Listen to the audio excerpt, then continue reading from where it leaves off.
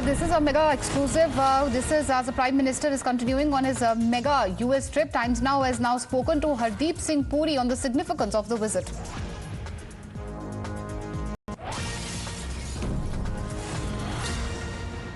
Minister Narendra Modi is on his official first state visit to US, and I'm joined by Union Minister Hardeep Puri, who has been a career diplomat. Sir, how important and crucial this visit is? It's his first official state visit of Prime Minister, and how is it, will change will there be a paradigm shift in, how we deal with our neighbors, superpowers, super economies? How crucial is this visit? No, in terms of importance, I would say it is extremely important, very significant. I would start with that. The fact that the United States today is honoring the Honorable Prime Minister with a second time address that he will be making to both houses of the Congress makes him one of the few world leaders, apart from people like Churchill and Mandela. But the current global context makes this visit even more significant. One is, this is no longer the old Indo-US relationship where one side looks at the other through the prism of the Cold War, prescribes, is prescriptive, do this, do that. I think these two democracies, two of the largest democracies, are interacting with each other, not only for the augmentation of the bilateral relationship, but also for regional, sub-regional, I would add to that, sub-regional, regional, and the global processes. Yes, I think it will have some impact on the Western neighbor, but behavioral change in some countries is very difficult to induce from externally. I mean, that's a country which has been the epicenter of terrorism. That is a country which has earlier sought shelter due to developments in Afghanistan, but that has all changed. Today, I think more than ever before, I don't think the multilateral processes dealing with terror have improved too much, as our official statements keep saying. But there is a realization, even whilst the Prime Ministers in New York and a joint Indo-US effort to place a particular person on the terror entity list is opposed by another permanent member of the Security Council. But I think globally, people who do that will slowly but surely come to be isolated. So both sub-regionally, regionally, certainly, and I think for the Indo-Pacific, this is a visit which has extreme significance. But let me not overstate this case. Visits are prepared in advance. A lot of preparation has got into this visit. When the bilateral meeting takes place between POTUS and PM, when they interact with the press, there will be messaging. But after that, a lot of people will be involved both in the commercial and economic world, in the world of technology, amongst the thought leaders of the world, to implement those messages. And that messaging is important, but the implementation of that messaging will also be important. I have absolutely no doubt that in my experience, which is not insignificant, this will probably rate amongst the highest, what I call game-turning visits. Many of the critics are calling it transactional and not strategic. How do you react to that? Well, I don't know how you define transactional, but even when you do something really substantive, there have to be transactions. But but these guys are uneducated. Don't take them seriously. Ask them this meeting that they're going to have tomorrow in one of our states, where they will get together. Ask them two questions: have they resolved the fault lines within their party, or are they, and whether they can get transaction? Do they all agree on 370 and 35A on the ordinance that Mr.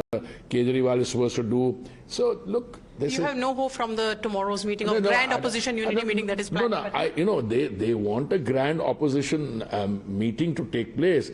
All of us who are students of the Indian political system will obviously watch with keen interest. But I think there are what you say, that the success of some of these ventures is predetermined. and equally the limitations as being seen through the fault line, they're also predetermined. Well, we have seen the visuals of First Lady, herself inspecting the dinner preparations, and we have seen marinated millets as well. This is diplomacy at its best. How crucial and important is this dinner diplomacy? But again, I want to share something with you. I have been a professional diplomat for 39 years. I was also ambassador in many countries where state, dinners are planned. This is a rare exception. I remember when I was ambassador to Brazil, we had a prime minister who's coming, and the Itamaraty, that's their foreign office, they took me into confidence and said that President Lula wants to do something special for the visiting Indian prime minister. So I said, what is your idea of something special? So he said maybe he will call him home the way he called the visiting US president for a special honor, and he will do a churrascaria, churrascaria, red meat, which he will personally, serve and, cook for him. I said, don't do that. I said at that stage, I said I had a prime minister, with the blood dripping from red meat. I said I think he's onto that kind of food. I mean, this is a very light-hearted conversation. But this is not that the fact that he's being served a Shahi millet meal. Is look what he has done. Yoga has been demonstrated by many Indians, including heads of state and government earlier, but in the confines of their drawing rooms. And you can have a picture which is 50, 60, 70 years old, you can show it. But he's taken yoga to the world. Now, at a time when the world is facing a food crisis, there are three crises in the world today: food, fertilizer, and fuel. Okay? You can say, well, there is. Global turbulence, say, in one part of the world can result in food shipments being fertilizer prices are, what they are. And look at the domestic consequence. Here is someone who has located, thought through, and put on the international agenda. Just as yoga was put on the international agenda, I think when the UN-GA resolution was passed 8 years ago, similarly, an international resolution in the GA on millets. And today, it's not just a resolution. There are hundreds of resolutions passed. I was PR in New York and in Geneva. But if the US, the world's largest democracy, permanent member of the Security Council, receives a country which is on its way to being the third largest, and in the menu on the White House, look at the messaging there. That is the millets. I mean, it's not just the messaging, what will happen there. I know I have many friends in New York who are, Michelin star, deal with, restaurants of that kind, including some chefs. The millets will arrive on the international culinary scene. And that is the contribution of the Prime Minister. Just as yoga, just as that 7.5 carat Atmanirbhar, eco-friendly dialogue, gift, very well thought through. And this idea, they're honoring him. I'm sure we didn't suggest a millet meal. But, the Americans, like I told you, the Brazilians are looking at what to do for that visit, which I'm referring to. So I think the political messaging, the social messaging, the economic content, the agreements that are going to be signed will truly make this a landmark visit. Well, you spoke about yoga, and we have also seen what Congress is saying about yoga. A very strict jibe on Prime Minister Narendra Modi on various asanas. No, I'll tell you something. I'll tell you something about the Congress party. I really don't know who does the thinking there. I really don't know. I think the young leader should collect a group of young people who read and write and find out, because they often take positions. They criticize something and they discover they have actually themselves, paid a tribute or honored, the person. So there's, goof up after goof up taking place there. But how do you see when, the opposition in the country, they take out a letter by 75 congressmen or Senate people from US asking Joe Biden, who is the president of US, why not ask Prime Minister Narendra Modi about, atrocity on minorities? Hold on. First of all, that the world is complicated, that there are people inside India who have an agenda, they link up with people outside who have negative agendas. I mean, the young leader who went recently to the United States, as soon as he reached there, he started lamenting about democracy in India. and the treatment of minorities. That's what you're talking about. Insofar as democracy is concerned, I don't want to fall into the trap and saying we have too much of it. I mean, anyone can get up here and make any statement, okay? Very infrequently, and to me that's a regret, do we use laws of libel and defamation. And I think some of these people who talk this kind of language should be proceeded against. But putting that aside, democracy has never been more alive and kicking than it is today.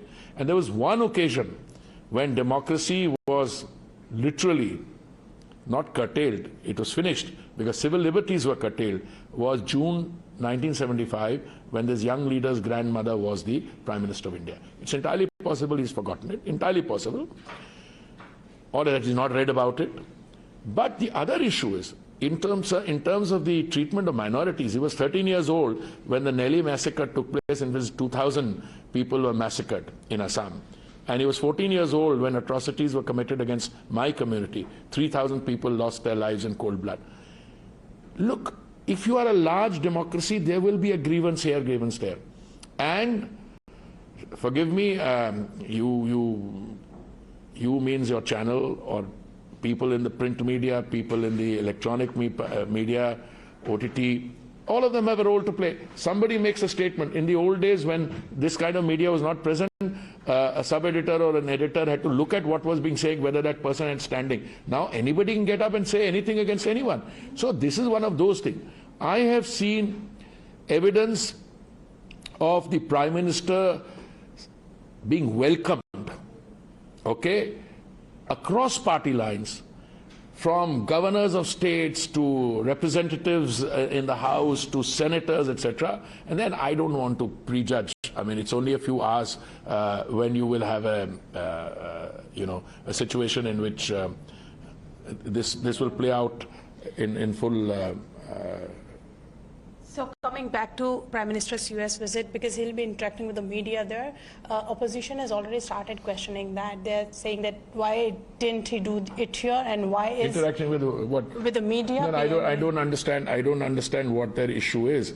He's on a state visit, official state visit. He will meet with people here. He meets with people here. I don't understand. You know, very often they say things which are inherently contradictory. By inherently contradictory, let me say, I'm not allowed to speak in Parliament. I checked, the young man spoke for 42 minutes in response to the President's address to both houses of Parliament. I'm not commenting on the comment, or I'm not commenting on the antics otherwise. You know, kahin aankh maar dena, kahin gale pad jana, etc. Look, either you are part of a serious discourse or you're not. Now, I think they should all be celebrating the fact that a Prime Minister of India, other Prime Ministers of India have also been received. I mean, you know, some of them have been on state visits also. And it's been happening since Panditji's time. This is a time when the country should come together, celebrate the fact, and celebrate the fact that India has not only arrived, but India is now being viewed with increasing appreciation, and also, if I may be permitted to say so, a little envy. Because you are able to do things, your COVID management, your digital inclusion, your use of so many things. I mean, I can reel them off to you. What the PM has done in the 9 years, that's the track record of India, which he takes with him when he travels. So one question from your ministry, because there has been opposition, attacking BJP on fuel prices, if I may say so. They're saying that international crude oil prices have gone down. Why is it not going down? Wait a minute. International crude prices have not gone down. International crude prices for a little while are stable. If any of them can give me a guarantee that international prices will remain like this, 2 successive meetings of OPEC Plus, they have cut production last month by 1 million barrels a day, and the latest one by 1.6 million barrels a day. Now, if they do that and suddenly there's a shortage of oil, price will go up. Yes, they are right as the opposition to say that prices come karo. First of all, the only places prices are rising are the Congress states. I mean, as my colleague in Parliament erstwhile, now the Chief Minister of Punjab, Bhagwant Mann, he just, raised prices of petrol and diesel. So, I would say, and that's a considered answer, all things being the same, if for the next quarter or so, prices remain stable, and then I think our OMCs will have the cushion, and I think those decisions will come. Thank you so much for Thank speaking you. to us, Mr. Thank Puri. you. Remember, Prime Minister Narendra Modi